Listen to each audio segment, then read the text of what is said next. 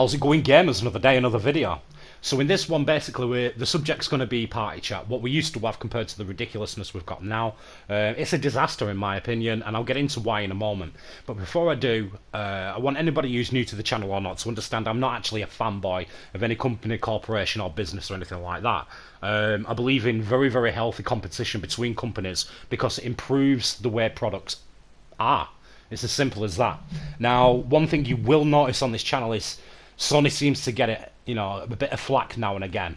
They also get a lot of praise, believe it or not, because they are my go-to company when it comes to wanting to buy a console.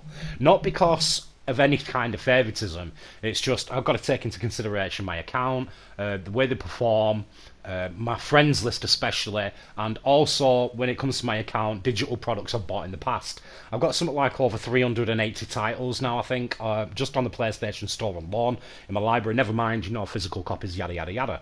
So the reason why they get flack more than anything is because I own those systems. I always have, I probably always will do, and you notice the flaws, you notice the cons as well as the pros, and it can be very, very frustrating and annoying, especially when they pull garbage like this out of their ass. Don't get me wrong, I have had Xboxes in the past. I had the original Xbox. One of my favourite games was that black, brilliant game.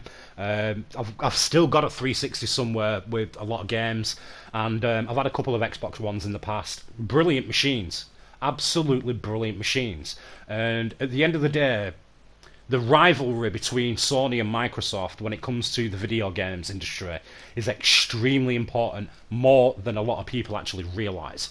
Because without that rivalry, I guarantee the Xbox Series X and the PlayStation 5 would be absolutely nowhere near as brilliant as they're going to be when they are released in November. So this competition is extremely important. It drives, innovation. They need to rival each other. So when one company comes out with a specific feature or an add-on that's included in one of the machines, or even when it comes to the exclusive games they release from the studios, it's extremely important because they're always trying to outdo each other. And if that competition wasn't there, then they'd have no one to rival against. So there's that. Now, party chat. You used to be able to just start a party. Right, create your own party, and before you even invited anyone, you had a whole host of settings. One, you could name the party whatever you wanted to. You could invite up to 16 different players. More importantly, you could make the party either public or private. And you used to be able to go to your party list and see every one of your friends, which party they were in, whether it was theirs or not. So say like I've got a guy in my friends list called Fartbox 500, yeah? But he's in a party chat which is somebody else's, nobody I know of. It'll show you the name of the person who started that party and who's in it. Yeah, you could view the players that were in it, the ones that wanted to appear online anyway. And another feature that exists then and still exists to this day is whether or not you want your voice to be allowed to be shared when it comes to party chat. So there's a loophole already in this entire moderation garbageness. You can basically make sure that your voice share settings is set to never allow, and that way you can be as toxic as you want all day long and no one can report you for nothing, because the clip that they send to Sony is just basically you in the conversation, not the toxic idiot. So there's that for a start. Now, one thing I used to be able to do, yeah, which was an absolutely amazing feature that now I can't, thanks to whoever implemented this garbage, is say I want to play Warzone, right? It's solo and, I want commentary over my game. If I go and just use game chat, it sounds awful compared to starting a private party, being in that party on your own, and then doing the voiceover, then doing the commentary, yeah, while you're still playing the game. The sound quality was freaking crystal clear.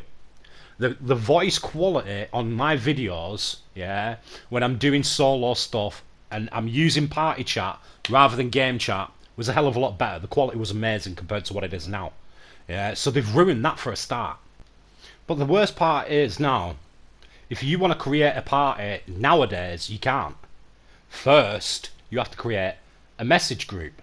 You have to create a chat group on PlayStation. And then you have to invite people to that chat group.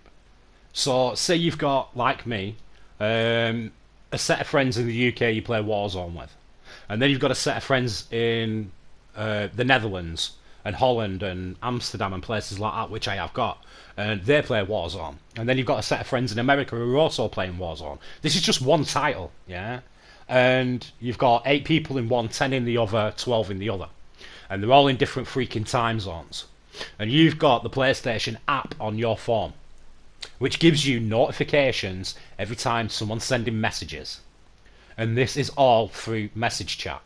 So one guy in a certain group, he starts a party with people you don't know, and then another one from that same group starts a party and he's inviting people from that group, and then another party group, well, another group chat you've got, they're starting parties, and another group chat you've got, they're starting parties, and this is all over a period of 4 hours from 2 o'clock in the morning to 6 in the morning, and your phone's going zip zip zip zip zip zip, but you need your phone on in case there's, I don't know, maybe a family emergency, or your boss needs to talk to you over something or other before you get into work, or whatever freaking reason you need your phone on at night.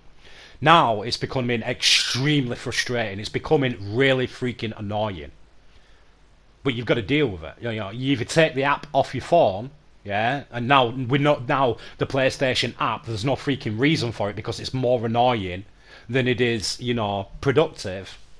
They're ruining their own features left, right and centre. Who in their right mind wants to be asleep at 2 in the morning and then the phone starts going and going and going and going, and your girlfriend's next to you, she's got work at 7 o'clock in the morning, you've got your kids, you need to get them, make sure they're in school by 9 o'clock, and you're half asleep and this, that and the other because your phone's been absolutely drilling the back out of your dress and vibrating to freaking death and this, that and the other, and you're at it every now and again wondering, whoa, what's going on? Why am I being rung at this time? And why am I getting a message at this time? Or someone from a party chat, yeah, someone from a message group you're in has started a party. So what's your solution? I know, why don't I start leaving all these groups? Well, then you've got to rejoin them all. And then you've got the fact that anybody in your friends list who's in a group like that, but yet they failed to add you, you never know if what they're playing or if they're actually in a party. You've got 2 lads who are from the Netherlands, and they're in a party chat, and they're in a group you've not yet to get an invite to, not through any fault of anybody's. I'm not saying anything like that, but you don't know that they're in a duos together on Warzone. So there's no way you're going to be able to turn around and say, yo, listen, I'll send you a quick message. Is there any chance once your match is finished, I can join you in the party and, we'll do a trios? That no longer exists. You no longer know who is or who isn't in a party, even though these parties are made public. They're not private parties. Private parties, I get it. Yeah, they're hidden. I get that. But now, you've gone and took a feature that was so simple to use, so easy to use.